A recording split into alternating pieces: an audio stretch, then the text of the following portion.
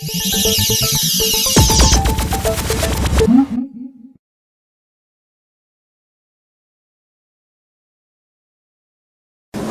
with John Mitchell at Panasonic UK, who's here to show me a new Panasonic G-series Lumix camera, the GH2, which is obviously the successor to the popular GH1. I was wondering, John, if you could talk us through the main specs of this camera. Yes, sure. Well, the GH2 is the latest model in our range and succeeds the GH1. It's got a fantastic new sensor in there, is the first point. It's a new multi-aspect ratio 16 megapixel sensor, and it's actually got a new Venus engine, which is the 6th generation of engine, and this has now got 3 cores, which really enhances the performance of this camera.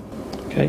What are the other features that this camera offers? We've got the new touchscreen control, so it's a 3-inch touchscreen panel, which is fantastic for both photos and movies.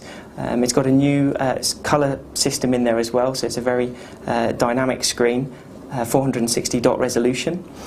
We've got new HD movie features on board. One of them is the 24p 1080 cinematic mode, which is a really smooth, beautiful, full HD video function on there.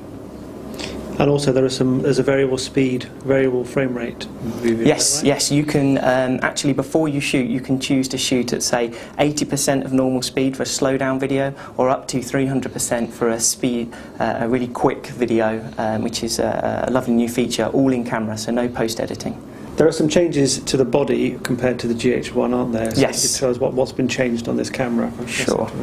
Well, what we've done, we've learnt from the G2, so we've put all the focus controls on the top left-hand side of the top panel, so you can control autofocus or manual focus, and you can also control the focus point, so 1 area, 23 area AF tracking, for example.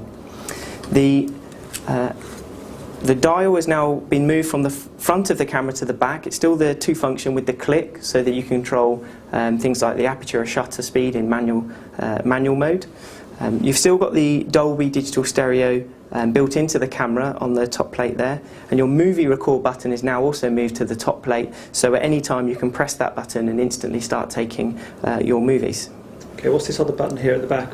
This is a function, so you can customise, what that button will do. Function. Exactly, yeah, because there's obviously a huge amount of controls in there, but it's up to you to decide how to easily access the most popular functions you're using. Obviously, the core ISO white balance and so forth are on the back anyway. Absolutely, easily accessible on the D-pad, or of course you can control using the touch panel, which is also, of course, a 3-angle screen, which is great for the sort of dynamic shots, and also if you're shooting movies, you can get that live view. I believe the screen's been upgraded as well, isn't it, in quality? Yes, it's still a 3-inch screen, but there's actually the technology in there has been improved so that you get a better representation of the colours, actually boosted by 40% versus the GH1. And the electronic viewfinder is also different. And again, it's a new electronic viewfinder, which is 1.53 million dot equivalent. GH1 was 1.44 million dot. The good thing about that is you have increased magnification in 16:9 or 3:2 format, so it makes it really crystal clear to see when you're shooting in those aspect ratios. And there have been some changes in the HDMI functionality. Absolutely, very exciting. When you're shooting in live view, your movie, you can actually plug in a mini HDMI to full HDMI cable and get the live view through a separate panel or screen, which is really, really important for those sort of creative filmmakers out there that love the flexibility of a compact system camera with interchangeable lenses, but they do need to review the work they're creating on a larger screen. So one of the big requests we had from GH1 was for that improvement, and that's been delivered. Okay. And while you're on that side of the camera, there is still also a external mic port. Yes, 2.5mm. yeah, 2.5mm mic port, so that you can plug in the Dolby external mic into the top, or you can also plug in, for example, our remote shutter as well.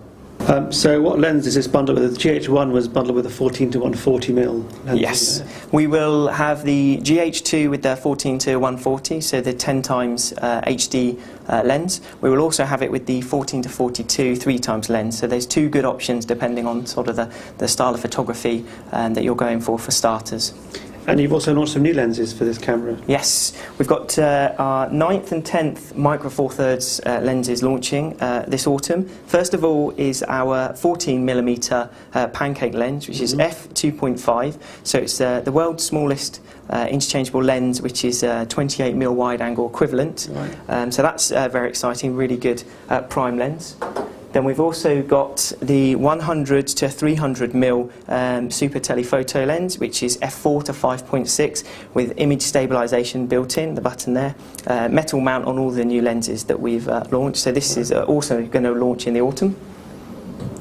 And then finally, most excitingly, is our 3D lens, which I have here, which we will be launching at the same time as the GH2, be compatible with GH2 and the G2, and will allow you to record 3D images and then play them back, for example, through our full HD 3D TVs. So thanks very much for telling us all about the GH2. You're welcome. You're welcome.